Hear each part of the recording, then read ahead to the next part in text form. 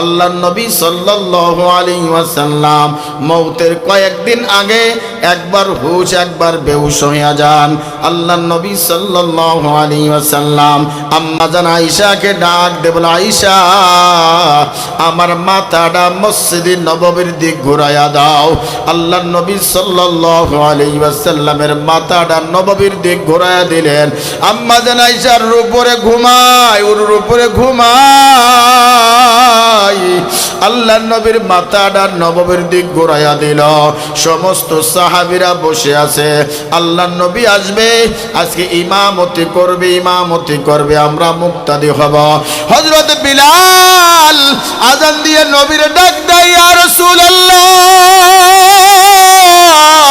সমস্ত জান্নাতি সাহাবীরা অপেক্ষা করে, আপনার যাই নামাজে কেউ দাঁড়ায় না। হুজুর আসেন, নামাজের জন্য আসেন। আল্লাহ নবী আর ছাড়া দিলেন না।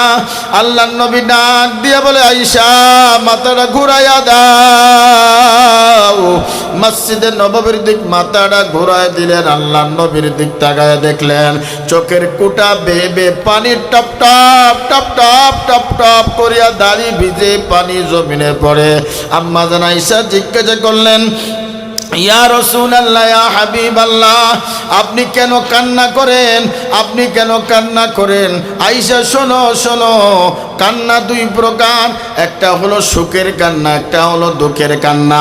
বাজান দেখবেন অনেক মানুষ চোখে এমনি পানি চলে আসে, আর একজনের কান্না দেখলেই পানি আসে। অনেক মানুষ আবেগে কান্না করে দেয়, আর একটা কান্না আছে মানুষ মারলে আঘাত করলে কান্না আসে। আল্লাহ নবীর সাহাবীরা, জান্নাতে সাহাবীরা মসজিদ নববীতে বসা, কেউ সামনে যায় না, ভয়ে সামনে যায় না। জীবনে আল্লাহ নবী যতদিন বেঁচে ছিলেন একটা দিনও আল্লাহ নবীর এই জায়নামাজে কোনো সাহাবী দাঁড়ায় ইমামতি করেন নাই। হযরত আবু বকর বসা বাজান, হযরত ওমর বসা, হযরত আলী বসা। হযরত আবু বকর ডাক দিয়ে বলে, কি ওমর, যাও নামাজটা আদায় করো। ওমর বলল, না ভাই আপনি নামাজটা আদায় করেন। হযরত আলীকে বললেন, কোনো সাহাবী যায় না। সমস্ত সাহাবীরা একমত হলেন আজকে আবু বকর নামাজের ইমামতি করবে। হযরত আবু বকর সিদ্দিক নাই নামাজে দাঁড়াইয়া ইমামতি শুরু করলেন। হযরত আবু বকর তেলাওয়াত করে সাহাবীরা কান্নার রোল পড়ে গেল। নামাজের ভিতর ফুফাইয়া ফুফাইয়া কান্দে, হাই হাই জীবনে কোনোদিন দেখি নাই এই জায়নামাজে দাঁড়াই ইমামতি করতে। আজকে আবু বকর সিদ্দিক এই জায়নামাজে দাঁড়াই ইমামতি করলেন। মনে হয় আর নবীজির পিছনে আমরা কেউ আর নামাজ পড়তে পারবো না। নামাজের ভিতরে ফোফায়া ফোফায়া কান্দে। ও যুবক, ও বাবা, কার পাগল হইলা? দুনিয়ার মোহব্বতের পাগল হইলা, বিবির পাগল হইলা, বিল্ডিং এর পাগল হইলা, নেতার পাগল হইলা, নেইমারের পাগল হইলা, কাকার পাগল হইলা, ব্রাজিলের পাগল হইলা। দুনিয়ার কেউ তোরে বাঁচাইতে পারবে না।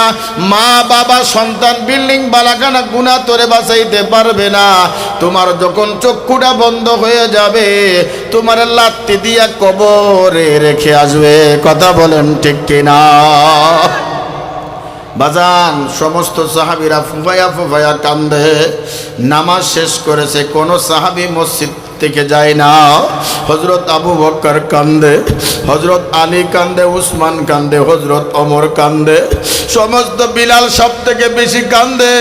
বিলাল ডাক দিয়ে বলে, আবু বকর রে, আমার আজান শোনার সঙ্গে সঙ্গে নবীজি মসজিদে হাজির হয়ে যাইতো। আজকে আমার আজান শুনিয়া মসজিদে আল্লাহর নবী আসি নাই, আর কি নবীজির পিছনে নামাজ আমরা কি পড়তে পারবো না?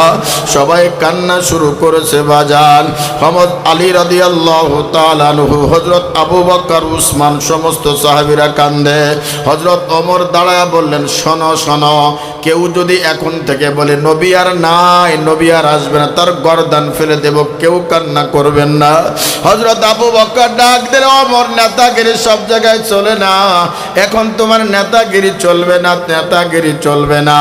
আল্লাহর নবী সাল্লাল্লাহু আলাইহি ওয়াসাল্লাম আম্মা জান আয়েশার উপরে ঘুমায়।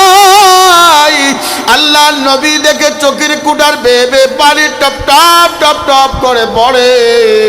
আম্মা জান আয়েশা জিজ্ঞাসা করলেন, ইয়া রাসূলুল্লাহ, ইয়া হাবিবাল্লাহ, এই নামাজের দৃশ্য দেখে আপনি কেন কান্না করেন?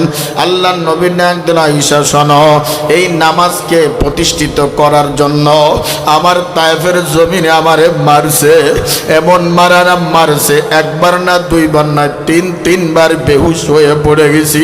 ওই কাফেররা এত জোরে ইট পাথর মেরেছে, আমরার চামড়া বেদ হয়ে, গোস্ত বেদ হয়ে হাড্ডিতে লাগছে, টপ টপ টপ টপ করে রক্ত ঝরতে ঝরতে পা মোবারক রক্ত ভরে গেছে।